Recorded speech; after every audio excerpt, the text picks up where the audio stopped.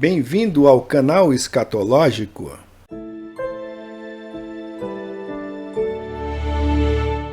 Bom, pessoal, eu tenho em mão aqui esse livro, Viagem ao Centro da Terra, de Júlio Verne.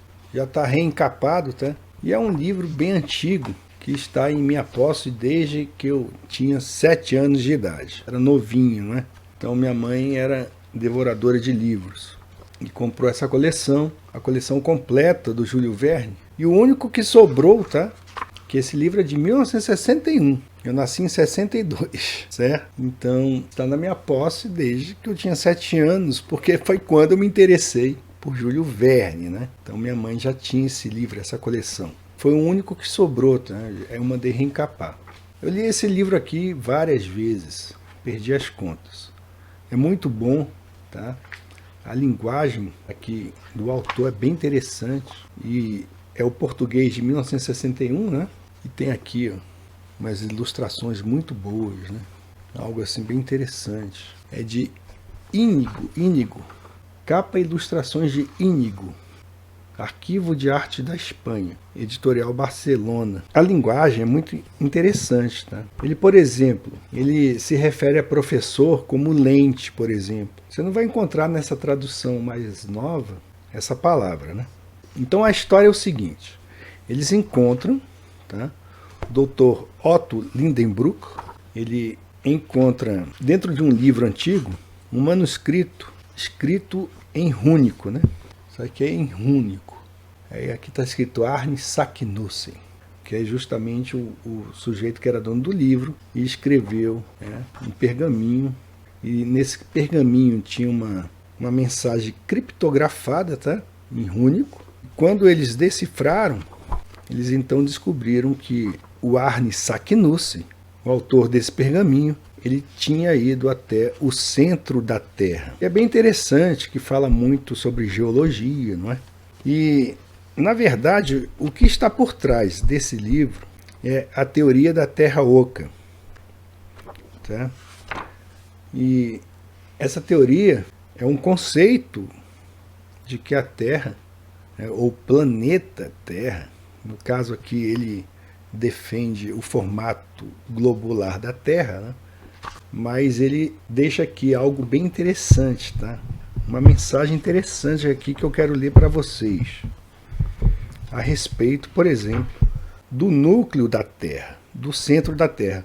O Axel, que é o sobrinho dele, e é ele que narra em primeira pessoa a história da descida deles ao centro da Terra.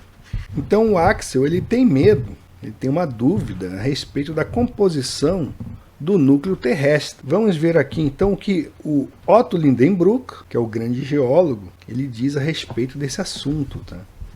Quando eles estão conversando sobre a possibilidade de realmente irem até o centro da Terra. Bom, o Axel diz o seguinte: todas as teorias científicas mostram que semelhante jornada é impraticável. É o Otto Lindenbruck que responde: ah, todas as teorias científicas o dizem? Retorquiu o professor com ares de bonomia. Feias teorias!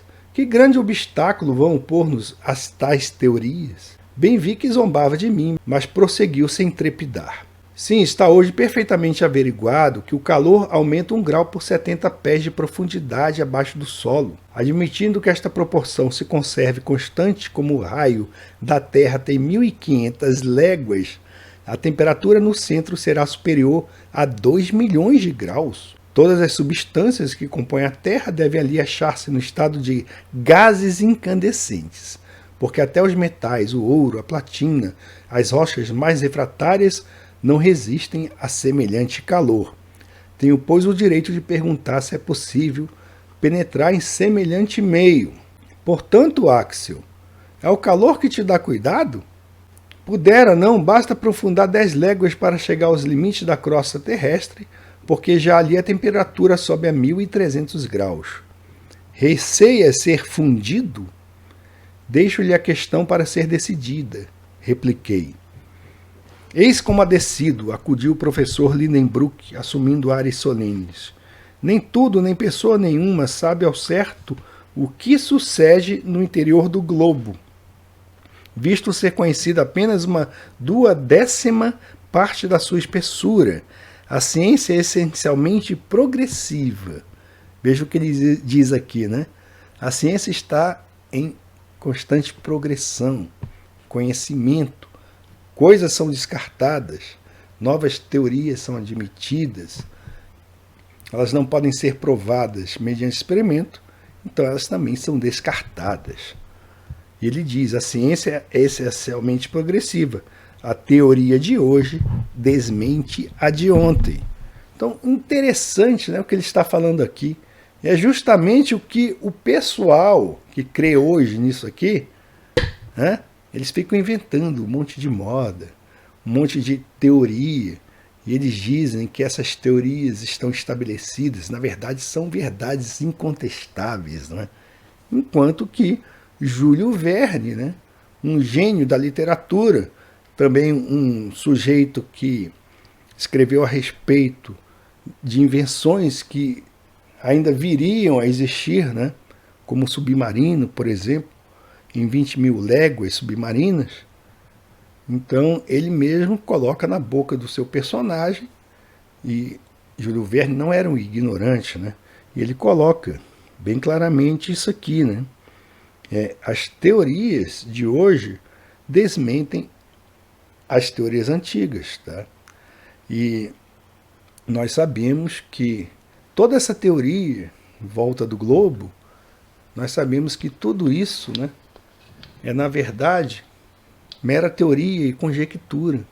E ele diz aqui a respeito disso, né? Não, então eles conjecturam que existe um núcleo, tá, que ardente, né, lá dentro, aqui dentro, e que esse núcleo é magnético, tá?